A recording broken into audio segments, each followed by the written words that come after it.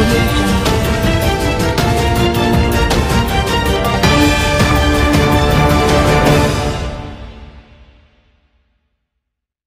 IGR news के दर्शकों को विनोद की नमस्कार। आज हम आपके सामने जो मुद्दा लेके पहुँचे हैं वो कोई छोटा मोटा घोटाला नहीं है।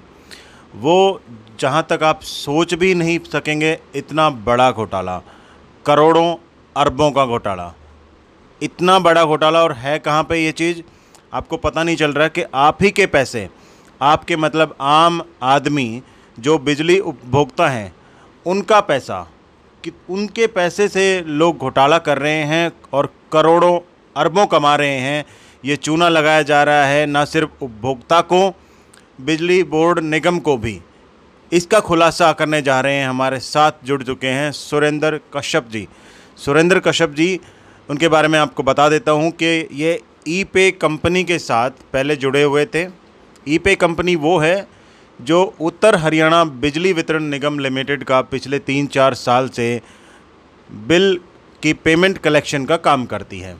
बिल पेमेंट कलेक्शन आप सब उपभोक्ता समझते भी होंगे कि वो बिलों की पेमेंट, जो बिजली बिल भरना होता है तो आप या तो शहर में या गांव में आपके पास, आपके एरिया में कुछ लोग आते हैं, हम बोलते हैं हम बिजली बोर्ड से हैं, हम पेमेंट लेने के लिए आते हैं। और वो बिजली बोर्ड वाले नहीं होते हैं, वो होते हैं ई-पे कंपनी, जो उत्तर हरियाणा बिजली बोर्ड निगम लिमिटेड है। इन्होंने आउटसोर्स किया हुआ है ये काम ई-पे कंपनी को, कि लोगों से पैसे इकट्ठे करके लाएं बिलों के, उनकी सहूलियत के लिए, उपभोक्ता की सहूलियत के लिए ये चीज़ की गई है। हुआ क्या था, ये पूरी बात और ये घोटाला क्या है, ये जो आरोप लग रहे हैं ई-पे कंपनी के ऊपर अरबों खरबों के घोटालों के, इसके ऊपर पूरी नज़र डालेंगे, प्रकाश डालेंगे, उनके डिटेल में आपको बताने जा रहे हैं। हमारे साथ जुड़े हुए हैं सुरेंद्र कश्यप जी। नमस्कार जी। जी सर, नमस्कार। और मैं धन्यवाद करता हूँ IGR टीम का। और आप सभी को मैं बताना चाहूँगा, मेरा नाम सुरेंद्र है और मैं पानीपत से हूँ। और जो इस कंपनी के डायरेक्टर हैं किरण पाल और अशोक कुमार, जो अशोक कुमार है वो मेरा रिश्तेदार है। और जब इन्होंने इस कंपनी की शुरुआत की थी तो शुरुआत में मुझे भी इस कंपनी में जोड़ा था और मैं भी इनके साथ, मैंने भी लगभग 1 साल इनके साथ काम किया था। और मैं शुरुआत में बताना चाहूँ कि इनका किरण पाल जी के बारे में एक बार शुरुआत में बताइए, इनका बैकग्राउंड क्या है, कौन है, कहाँ से बिलोंग करते हैं? ऐसा एक किरण पाल का जो गांव है संजोली, जो कि बापोली के पास है। वो यह बहुत ही गरीब परिवार से बिलोंग करता है। और इसने क्या किया था, इसने पहले 3-4 साल से लगभग ये पानीपत में बिल कलेक्शन का काम करता था बिजली बोर्ड के लिए। और ये सबसे पहले कोई ई-पे ईजी बिल शायद ईजी बिल, उसमें ये वर्क करता था, उसका बिल कलेक्शन का ही काम था। उसके अंदर एक छोटी सी जॉब करता था और उसी जॉब से इसने ये एक्सपीरियंस लिया और उस कंपनी में कुछ घोटाला करके उस कंपनी को भगा दिया और ये अपनी नई कंपनी ई-पे के नाम से खड़ी कर दी। इसने क्या किया, और जो हमारे पहले रिटायर्ड फौजी थे जो बिल कलेक्शन का काम करते थे, इसने ऊपर बिजली बोर्ड के जो अधिकारी थे उनके साथ जान पहचान होने के कारण उनसे एक प्रीपेड मोड पर एक इकरारनामा बिजली बोर्ड के नाम पर किया। इकरारनामा बिजली बोर्ड के साथ किया कि हम आपको उपभोक्ता की एडवांस पेमेंट दे देंगे और जो कलेक्शन मार्केट से करेंगे वो सारा ऑनलाइन करेंगे और जो हमने आपको एडवांस पैसा जमा करवाया वो कलेक्शन उसमें से कटता रहेगा।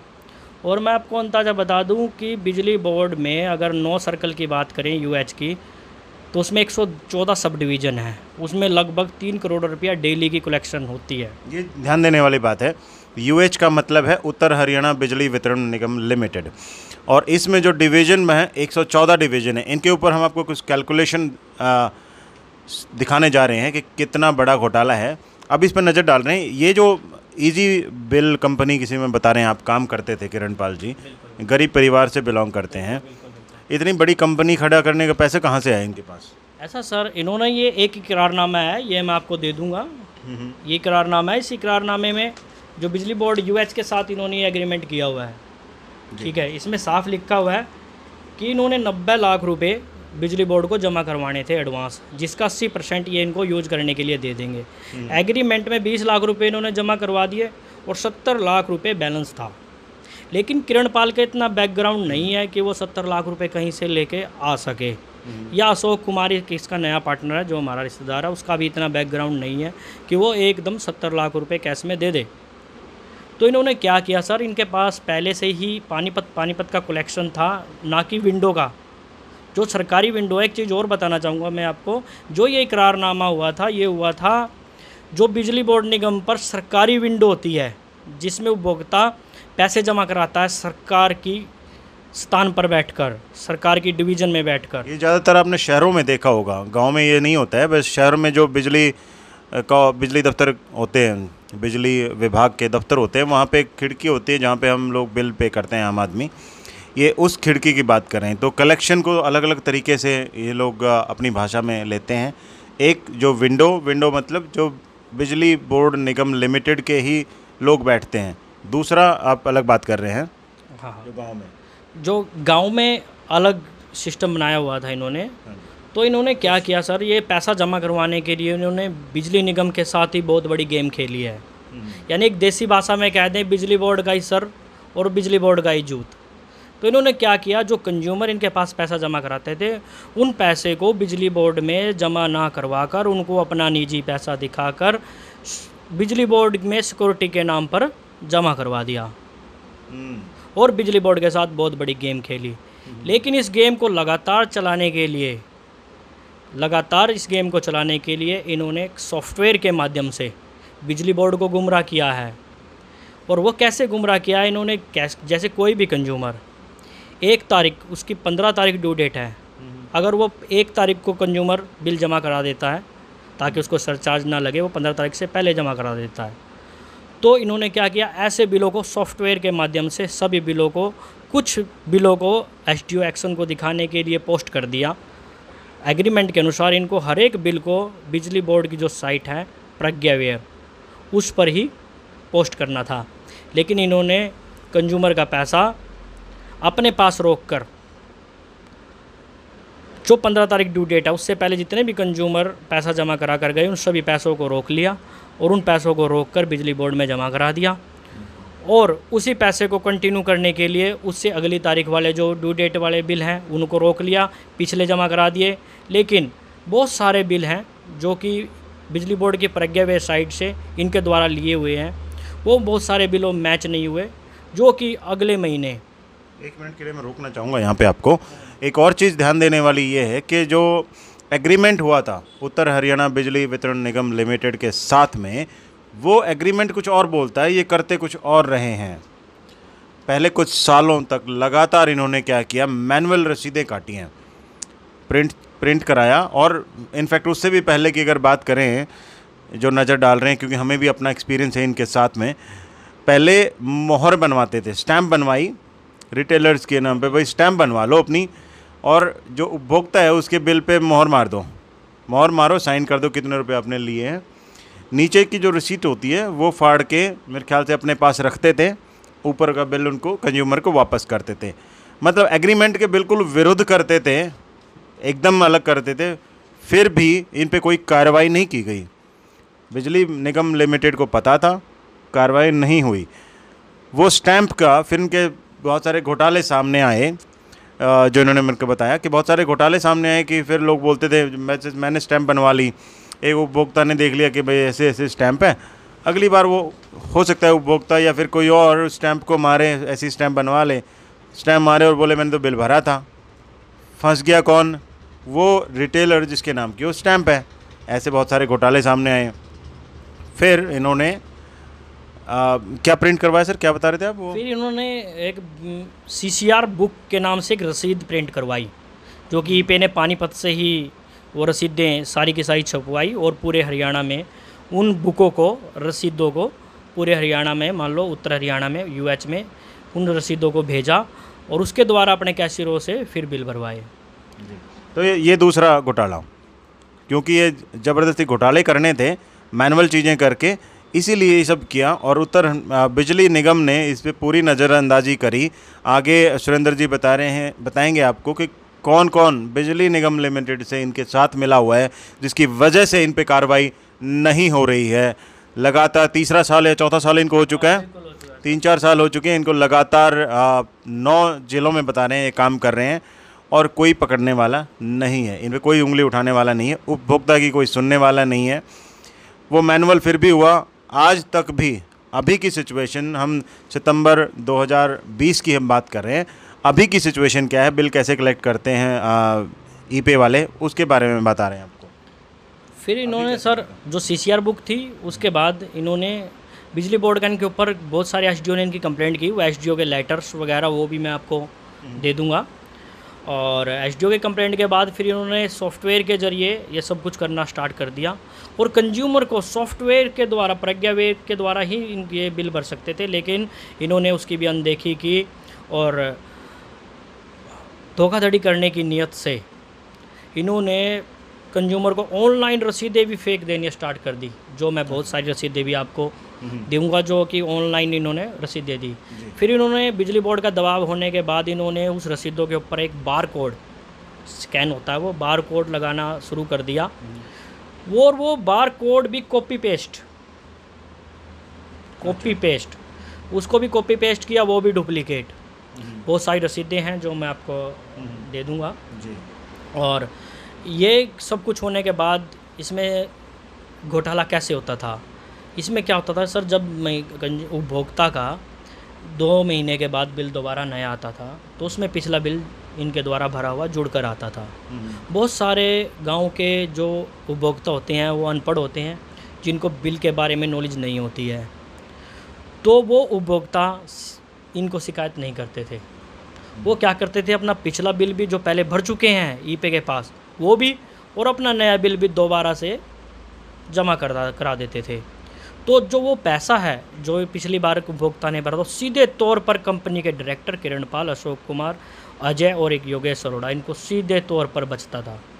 अगर एक मैं छोटा सा कैलकुलेशन अगर आपको बताऊं, बिल्कुल छोटा सा, अगर एक डिवीज़न, जैसे एक SDO की एक डिवीज़न होती है, उसके अंडर में बहुत सारे गांव होते हैं, बिल्कुल, अगर ये एक डिवीज़न में अगर 10 कंज्यूमर के साथ भी 1000 रुपये के बिल के साथ घपला कर लेते हैं तो 10,000 रुपये डेली के हो गए सर जी। तो ये कैलकुलेशन अभी आपको जो बताने जा रहे हैं बहुत ध्यान देने वाली है।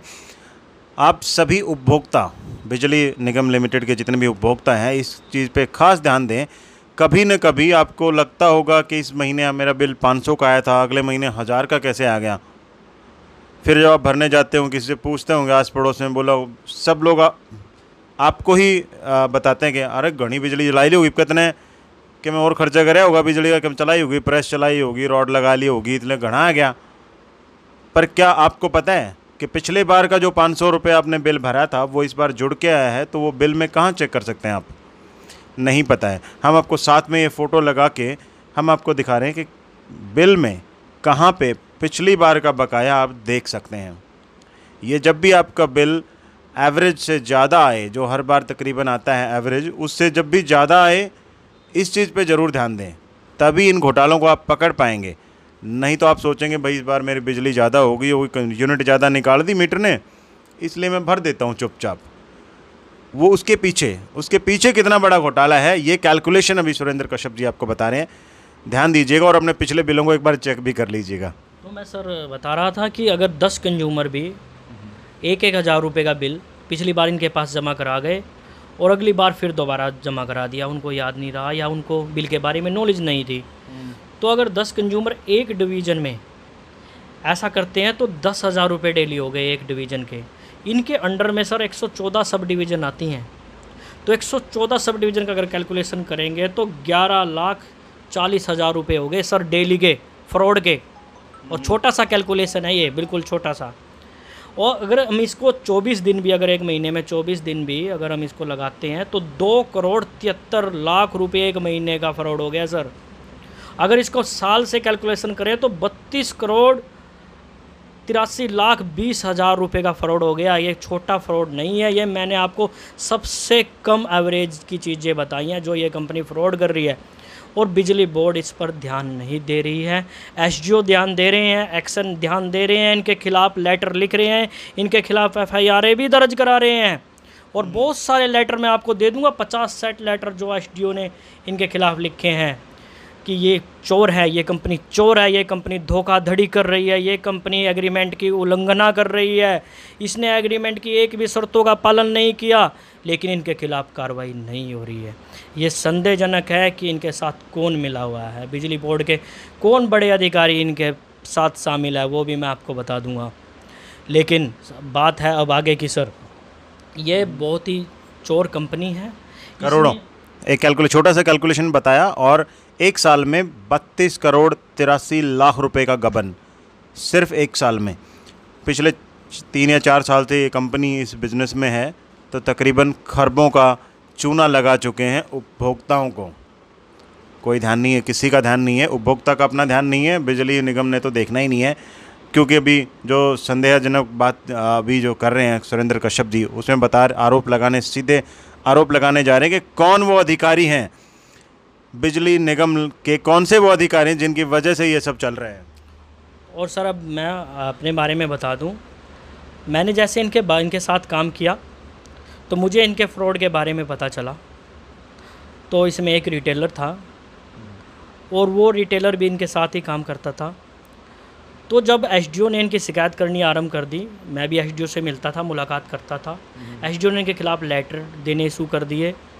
तो इन्होंने एक नया षड्यंत्र बिजली बोर्ड के बड़े अधिकारियों के साथ मिलकर किया। वो षड्यंत्र क्या था? इन्होंने क्या किया, अपने आप को बचाने के लिए बिजली बोर्ड ने कहा कि आप अपने कुछ अधिकारियों की एफआईआर करवा दें और उसमें एफआईआर में लिख दें कि जो ये सीसीआर की बुक जो ईपे कंपनी ने छपवाई है और ये मोहरे जो ईपे कंपनी ने छपवाई हैं पानीपत से, और सीसीआर बुक है जो पानीपत से छपवाई हैं, जो कि पुलिस इंक्वायरी में भी आ चुकी हैं, वो भी रिपोर्ट मैं आपको दे दूंगा। ये मोहरे आप अपने अधिकारी, अपने जो आपके कर्मचारी हैं, उनके खिलाफ़ आप एफआईआर दर्ज करवा दो, पुलिस को कंप्लेंट दे दो कि इन्होंने, आपके जो कर्मचारी हैं, उन्होंने झूठी मोहरे, फर्जी सीसीआर बुक छपवाई हैं और कंज्यूमर के साथ धोखाधड़ी की है। तो उस चीज़ में आपकी कंपनी का और आपका बचाव हो जाएगा। तो इन्होंने ये नई प्लानिंग स्टार्ट करके सर, सबसे पहले अम्बाला में एक कर्मचारी के खिलाफ़ एफआईआर दर्ज करा दी। तो मुझे इनके घोटाले के बारे में पता चला, तो मेरे को कहने लगे कि भाई आप ऐसा करो, आप इनकी कंप्लेंट दे दो अपने कर्मचारियों की, और इसमें क्या है कि 2-4 आप निर्दोष व्यक्तियों के भी नाम निकलवा दो, ताकि वो अपना नाम निकलवाने के भी पैसे दें। इतने बड़े ठग सर। तो इन्होंने ऐसे ही एक रिटेलर की भी एफआईआर करा दी, कंप्लेंटें दे दी।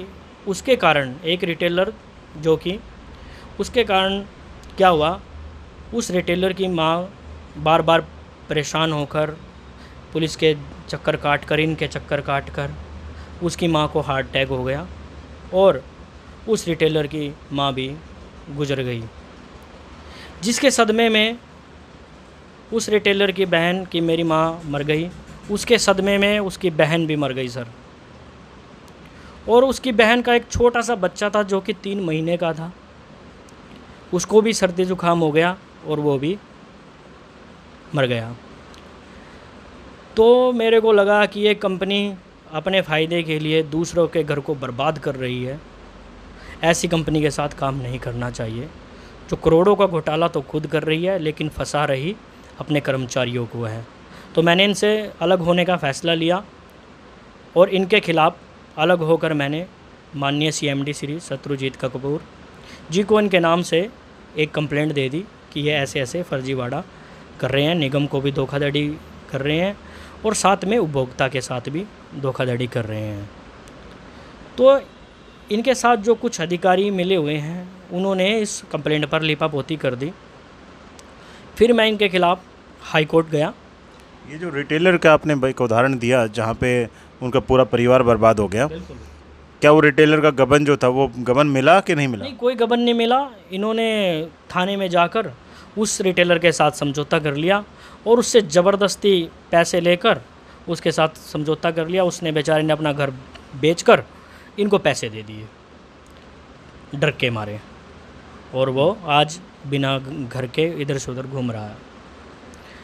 और तो फिर मैं इनके ख़िलाफ़ एक हाई कोर्ट गया और हाई कोर्ट में मैंने इनके ख़िलाफ़ एक CWP किया, जिसमें हाई कोर्ट ने इनको नोटिस कर दिया कंपनी को भी और बिजली बोर्ड को भी। फिर ये मेरे अगेंस्ट हो गए और इन्होंने एक झूठी एफआईआर मेरे खिलाफ़ थाना मॉडल टाउन में दर्ज करा दी, जो इंक्वायरी में एफआईआर, और उसमें साथ में मेरे जानकार 2 कैशियरों के और भी नाम लिखवा दिए कि सुरेंद्र ने उनके साथ मिलकर ऐसे ऐसे झूठी फर्जी रसीदें छपवाई, ये करवाया, फर्जी आरोप लगा दिए, वही सेम जो पहले। अभी आपके ऊपर जितने आरोप लगे हैं उनका क्या स्टेटस है? सर ऐसा है कि वो इंक्वायरी मॉडल टाउन पुलिस ने की, उसमें बहुत अच्छे अधिकारी थे जिन्होंने इसकी बहुत ही गहनता से जांच की, एक एक पॉइंट पे जांच की, और जांच करने के बाद उन्होंने इस एफआईआर को कैंसिल कर दिया। फिर ये पुलिस के खिलाफ़ ही भी एक कंप्लेंट लेकर आईजी साहब के पास गए कि पुलिस इसके साथ मिली हुई है। फिर आईजी साहब ने दूसरी डिस्ट्रिक्ट से उस एफआईआर की जांच करवाई और दूसरी डिस्ट्रिक्ट के जो डीएसपी साहब हैं उन्होंने भी इस एफआईआर को कैंसिल कर दिया। फिर आईजी साहब ये कहने लगे कि आप, आईजी साहब को भी कहने लगे कि आप इनकी जांच करें। आईजी साहब ने भी इस मामले की जांच की और आईजी साहब ने भी एफआईआर को कैंसिल कर दिया। तो मेरे ऊपर जो भी इन्होंने आरोप लगाए थे वो सरासर झूठे थे और वो सभी पुलिस अधिकारियों ने उस एफआईआर को कैंसिल कर दिया। इन्होंने ऐसे कितने और तकरीबन आपके जैसे जो काम करते थे कंपनी में, जुड़े हुए थे कंपनी रिटेलर, कितने लोगों के खिलाफ एफआईआर दर्ज करवाई है? फिर इन्होंने क्या किया सर, इनके खिलाफ हाई कोर्ट में नोटिस करवा दिए। तो इन्होंने अपने आप को बचाव के लिए, बिजली बोर्ड के बचाव के लिए इन्होंने क्या किया, अलग अलग डिस्ट्रिक्ट में मेरी कंप्लेंट देने के बाद इन्होंने अलग अलग डिस्ट्रिक्ट में, कहीं पर ये यमुनानगर की एफआईआर मैं आपको दिखा रहा हूँ, कहीं पर 35 लाख रुपए की एफआईआर अपने कर्मचारियों के खिलाफ, अपने बचाव के लिए। ये सर पंचकूला में एफआईआर अपने कर्मचारियों के खिलाफ, ये सर कैथल में एफआईआर अपने कर्मचारियों के खिलाफ, अपने बचाव में वही सेम। ये सर अम्बाड़ा में एफआईआर अपने कर्मचारियों के खिलाफ। फिर सर एक मामला आया, इन्होंने दक्षिण हरियाणा के भी कुछ डिस्ट्रिक्ट कलेक्शन के लिए लिए हुए थे। वहाँ पर एक लड़का, रविंदर नाम का लड़का था, उसने भी इनके खिलाफ, इनके षड्यंत्र के बारे में पता चला तो उसने इनके खिलाफ एक कंप्लेंट एसपी साहब को दे दी और एक कंप्लेंट बिजली बोर्ड में दे दी। तो दक्षिण हरियाणा ने जो है तुरंत इनका जो टेंडर है रद्द कर दिया।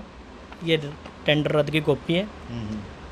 और फिर इन्होंने अपने बचाव में, दक्षिण हरियाणा जब इनका टेंडर रद्द कर दिया पूरी तरह से, इतनी फर्जीवाड़ी कंपनी है, दक्षिण हरियाणा ने भी टेंडर रद्द कर दिया। अपने बचाव में उस कर्मचारी की भी 73 लाख रुपए की कंप्लेंट दर्ज करवा दी,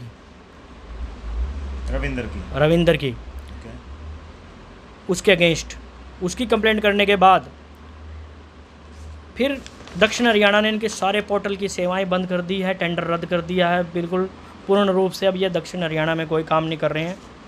और ये फिर मैं एक रिकॉर्डिंग देना चाहूँगा आपको रविंदर की, और एक योगेश अरोड़ा है।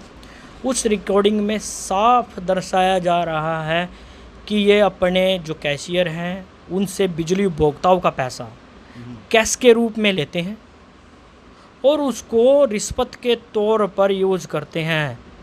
9.5 लाख रुपए रिश्वत की एक रिकॉर्डिंग मैं आपको देना चाहूँगा। इतनी मोटी मोटी रिश्वत ये किस अधिकारी को देते हैं, किसको दी गई है, ये एक जांच का विषय है। और 9.5 लाख रुपए रिश्वत कहाँ दी जाती है, जहाँ गबन कहाँ होगा। आप लोग सब समझदार हैं, समझ सकते हैं। इतनी 9.5 लाख रुपए जो किससे लिए गए थे? कैशियर से लिए गए थे, जिसके ऊपर 73 लाख रुपए का आरोप लगाया है। और साथ में कंपनी थोड़ा नहीं करती है, ये डायरेक्टर थोड़ा नहीं करते किरण पाल, ये क्या करते हैं, साथ में उसके पिता का भी नाम लिखवा दिया और ये भी लिखवा दिया इसने फर्जी रसीदें छपवाई, फर्जी रसीदें दी, ये दी, जो कि पुलिस इंक्वायरी में कोई भी फर्जी रसीदें नहीं मिली। उसके पिता के ऊपर कोई आरोप नहीं मिला, जो कि पुलिस इंक्वायरी में भी पूर्ण रूप से निकल चुके हैं।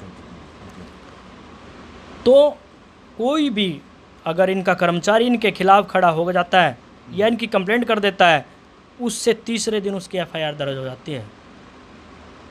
इस डर के मारे कोई भी कर्मचारी इनके खिलाफ नहीं खड़ा हो रहा है, और जो खिलाफ खड़ा होता है वो अंदर जेल में मिलता है। चाहे इनको जैसे मर्जी उसको अंदर दिलवाना पड़े।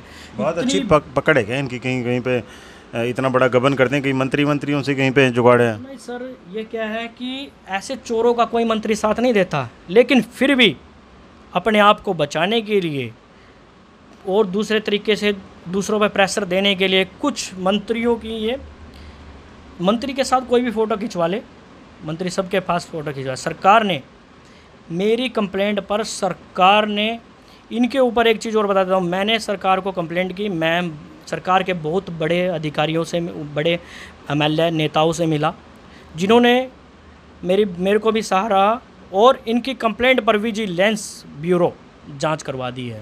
अच्छा, तो जांच अभी चल रही है? बिल्कुल जांच चल रही है, और जांच अच्छे लेवल पर चल रही है, और ये है सरकार ने इनके खिलाफ़ जांच करवाई है, और सरकार ने ही इनके खिलाफ़ यह जांच करवाई है। लेकिन ये सरकार का फ़ायदा, इस सरकार का फ़ायदा भी अपने निजी कामों में लेते हैं। जैसे ये हमारे एरिया के एमपी साहब हैं, ये देखो मैं आपको फ़ोटो दिखाना चाहता हूँ, ये उनके साथ, ये देखो सेल्फी लेकर इनके नाम को भी बदनाम करना चाहते हैं। ताकि सेल्फी में जो दिखा रहे हैं आपको नहीं, ये हमारे संजय भाटिया जी हैं एमपी साहब, इनके साथ सेल्फी ले ली इन्होंने, सेल्फी लेकर दूसरों को दिखाते हैं कि हमारी सेटिंग है इधर। लेकिन एमएलए साहब, मैं जानता हूँ ये कितने चोर हैं। एमएलए साहब, ये एमपी साहब इनके बारे में जानते भी नहीं होंगे कौन है ये, कौन नहीं। सरकार तो इनके खिलाफ़ है, सरकार ने इनकी जांच करवाई है, सरकार इनको जांच करवा रही है। बहुत बड़ा घोटाला है। मैं सरकार से फिर अनुरोध करूंगा कि आगे अब इनकी सही जांच करवाएं, बहुत ही अच्छी जांच करवाएं, तो ये बहुत बड़ा अरबों खरबों रुपए में घोटाला होगा, जो कि सीधे तौर पर आम उपभोक्ताओं को, अनपढ़ उपभोक्ताओं के ऊपर उनका पैसा है और उनका पैसे का गबन हो रहा है। मंत्री कोई मिला नहीं हुआ है, सरकार साथ दे रही है, जांच में जांच हो रही है, मिला हुआ कौन है, कहाँ से गड़बड़ी? सर ये कुछ बिजली बोर्ड के अधिकारी हैं, जिनका नाम भी मैं आपको अवगत करा दूंगा। और सबसे पहले आप वो रिकॉर्डिंग सुनना, आप ही रिकॉर्डिंग सुनकर इनसे सवाल करना कि इतना मोटा। मैं सरकार से अनुरोध करूंगा कि सरकार रिकॉर्डिंग सुनकर इनसे सवाल करे कि ये इतना मोटा पैसा रिश्वत में कहाँ दिया जा रहा है, इनको अरेस्ट क्यों नहीं किया जा रहा है। इतनी एसडीओ की कंप्लेंट होने के बावजूद, एसडीओ की एफआईआर होने के बावजूद, एसडीओ ने 361 नंबर एफआईआर इनके कंपनी के अगेंस्ट करवाई है नीलोखेड़ी में, जिस पर भी लीपापोती कर दी गई है। बहुत बढ़िया। 100 लेटर दिखा दूंगा मैं आपको एसडीओ के, जो कि इनके खिलाफ हैं, बिल्कुल पूर्ण रूप से उल्लंघना कर रहे हैं, कंज्यूमरों को धोखा दे रहे हैं बिल्कुल। लेकिन इनके खिलाफ कोई कार्रवाई क्यों नहीं हो रही है, ये सवाल मैं सरकार से करना चाहूँगा। और सवाल ये भी पूछना चाहूँगा कि ये रिकॉर्डिंग में इतना मोटा पैसा किसको दे रहे हैं, ये सरकार इनसे क्यों नहीं पूछती। अगर हम पूछते हैं तो हमारे खिलाफ एफआईआर हो जाती है, कोई कर्मचारी पूछता है उसके खिलाफ एफआईआर हो जाती है, उसको अंदर दे दिया जाता है। तो सरकार नहीं पूछ सकती इनसे। तो अंदर जो है, अंदर दे दिया जाता है, एफआईआर करा दी जाती है। सब अपने बाप का घर समझते हैं। पुलिस स्टेशन जो हैं इनके अपने हैं, बहुत सारा पैसा खिलाते हैं, नहीं खिलाते हैं, पर झूठी एफआईआर बहुत करवाते हैं। इतनी सारी एफआईआर जो हुई हैं, उनमें एफआईआर में काफ़ी सारे जो हैं, जो खुद सुरेंद्र जी बता रहे हैं, उनके ऊपर अलग अलग मुकदमे दर्ज करवाए गए, पर सारे के सारे बेबुनियाद निकले और सारी एफआईआर रद्द कर दी गई। ऐसे ही और भी बहुत सारे कर्मचारी हैं जिनके ऊपर एफआईआर कराई गई, बाद में रद्द हुई क्योंकि उनके ऊपर कोई आरोप साबित नहीं हो पाया है। कुछ और इसके बारे में कुछ आप जोड़ना चाहेंगे? कि हम इसके साथ एक स्कैम और इनका बताना चाहूँगा। ये कोई सातिर किस्म के व्यक्ति हैं ये, और सरकार को हर तरीके से लूटना चाहते हैं कि कैसे लूटा जाए सरकार को। सरकार ने प्राइवेट कंपनी को काम देकर अच्छा मुहिम की है, मैं सराहना करता हूँ सरकार की, लेकिन ऐसे लोगों को काम देना बहुत ही गलत है। और उनकी गलतियों पे एक्शन ना लेना वो सबसे बड़ी गलती है। ये मिली भगत का सीधा दूसरे स्कैम के बारे में बात करना चाहता हूँ। इन्होंने सर, इनसे इनका पेट नहीं भरा, जितना ये फ्रॉड कर रहे हैं करोड़ों रुपए में, इनसे पेट नहीं भरा। इन्होंने एक नया चीज़ अपनाई। इन्होंने क्या किया, अपने नाम से, अपनी कंपनी के नाम से एलईडी बल्ब छपवाए, बिना बिल और फर्जी एलईडी बल्ब छपवाए। ईपे कंपनी के नाम, ईपे कंपनी के नाम से। ईपे कंपनी के डायरेक्टर ने वो एलईडी बल्ब बनवाए। और जो जितने भी काउंटर इनके अंडर में थे, सभी कैशियर इनके बैठे थे। सभी काउंटर्स पर जो विंडो होती है सरकारी खिड़की, इनके कैशियर बैठे थे। तो इन्होंने वो एलईडी बल्ब छपवा कर 30-32 रुपये का एलईडी बल्ब डुप्लीकेट तैयार करवाया ईपे कंपनी के नाम से। और वो एलईडी बल्ब 9 के 9 सर्कल यूएच जो है उत्तर हरियाणा बिजली बोर्ड, उनके सभी सरकारी विंडो पर वो बल्ब बेचने स्टार्ट कर दिए बिना बिल के। सर तो क्या ये वो बल्ब की बात कर रहे हैं हम जो 65-70 रुपये में कुछ मिलता था सरकार की तरफ से? हाँ बिल्कुल वही बल्ब है, बिजली बोर्ड की तरफ से जो मिलता था। बिल्कुल बिल्कुल वही बल्ब है। और वो बल्ब बेचने स्टार्ट कर दिए 30-35 रुपये का बल्ब तैयार करवा कर। और कितने में बेचते थे? ये 70 रुपये के लगभग उस बल्ब को बेचते थे, जबकि उस बल्ब के लिए टेंडर किसी और कंपनी का था। इनको अलाउड नहीं था बल्ब बेचना, फिर भी इन्होंने कुछ अधिकारियों के साथ मिलकर करोड़ों रुपए के बल्ब बेचे सर विंडो पर, जो कि आज तक भी विंडो पर जो बल्ब फ्यूज हुए हैं वो आज तक काउंटरों पे पड़े हैं। उनको रिप्लेस करने वाला भी कोई नहीं है। जब मैंने शिकायत की बिजली बोर्ड को, बिजली बोर्ड ने इनके बल्ब बेचने बंद करवा दिए। एससी साहब ने भी इनकी से एक लेटर लिखा, वो लेटर भी मैं आपको दे दूंगा। कोई एक्शन नहीं लिया गया? नहीं सर, इनके खिलाफ कौन एक्शन ले सकता है? कोई नहीं ले सकता। एससी साहब, जज्जर के एससी साहब हैं, उन्होंने भी यूएच को लेटर लिखा कि ये गलत रूप से एलईडी बल्ब बेच रहे हैं, जबकि इनका ये टेंडर नहीं है, इनके खिलाफ एक्शन लिया जाए। आज तक एससी साहब के लेटर पर इनके खिलाफ कोई एक्शन नहीं लिया गया। और सर वो एलईडी बल्ब मैं आपको कुछ तस्वीरें दिखाना चाहूँगा। ये कुछ ईपे डायरेक्टर है अशोक कुमार, ये उस एलईडी बल्ब के साथ खड़ा हुआ है। हाँ ये खड़ा हुआ है, और ये एलईडी बल्ब निगम के ऊपर बेच रहे हैं, काउंटर पे रखे हैं। कोई नहीं, हम बाद में फ़ोटो लगा देंगे साथ में, ठीक है। तो ये अशोक जी का फ़ोटो आपने दिखाया? हाँ बिल्कुल। और मैं एक चीज़ और भी दिखाना चाहूँगा, ये एससी साहब का लेटर है, वो भी मैं आपको दिखा दूँगा। हम जो लेटर, जो भी एविडेंसेस दिए जा रहे हैं वीडियो के साथ में, हम आपको लिंक दे देंगे और वहाँ पे इसको अपलोड कर देंगे, ताकि वो एविडेंस आम जनता देख सके। वो सबूत, इतने बड़े घोटाले हैं, साथ में सबूत हैं, एक्शन नहीं लिया जा रहा है, कोई भी कार्रवाई नहीं हो रही है।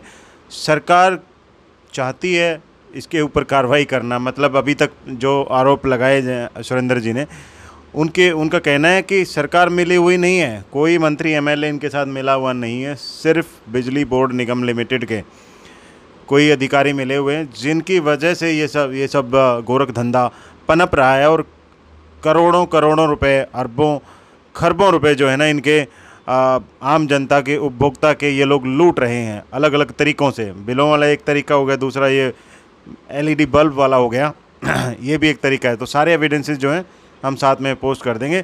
बहुत बहुत धन्यवाद सुरेंद्र जी आपका। इसके कोई क्लोजिंग में कुछ कहना? मैं भी सरकार से निवेदन करना चाहूँगा कि मैंने आपको ये सारे सबूत हैं ये दिए हैं, ऐसी भ्रष्ट कंपनी के खिलाफ सरकार से अनुरोध करता हूँ कि तुरंत एक्शन होना चाहिए, और इस भ्रष्टाचार का किसी बड़ी एजेंसी से जांच करवाकर इस भ्रष्टाचार को ख़त्म करवाना चाहिए, और इस कंपनी का तुरंत भाव से टेंडर रद्द कर देना चाहिए, ताकि इस फ्रॉड के बारे में, फर्जीवाड़े के बारे में पता लग सके।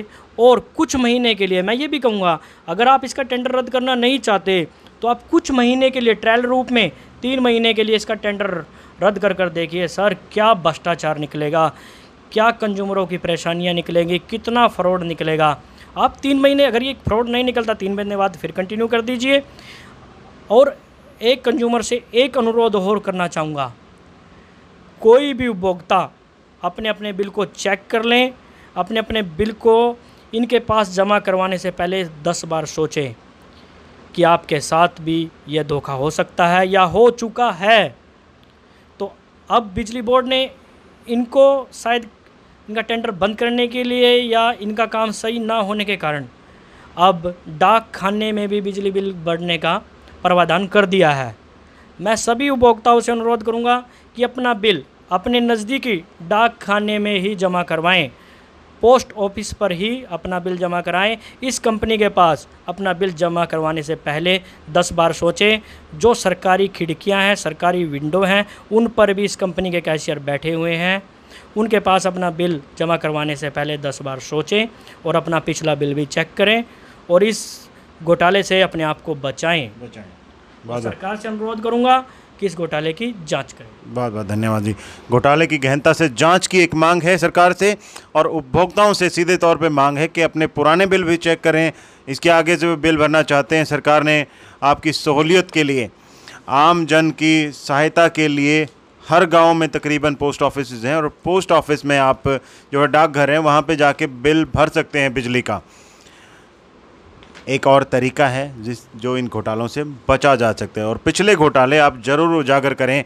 हमसे जुड़ने के लिए IGR न्यूज़, अगर कोई भी आपको पता चलता है, खुद के बारे में, किसी और के बारे में आपको पता चलता है कि वो इनके घोटालों का, इनकी कालाबाजारी, गोरख धंधों का शिकार हो चुका है और हम तक अपनी आवाज़ पहुंचाने चाहता है, तो IGR न्यूज़ पे नीचे दिए गए लिंक से आप जुड़ सकते हैं, सब्सक्राइब कर सकते हैं। हमारा कॉन्टैक्ट नंबर वहाँ पे दिया गया है, हमसे ज़रूर संपर्क करें। हम आप तक आपकी आवाज़ लोगों तक पहुँचाएँगे और सरकार तक पहुँचाएँगे ताकि गहनता से जांच हो और इनके खिलाफ सख्त से सख्त एक्शन लिया जा सके।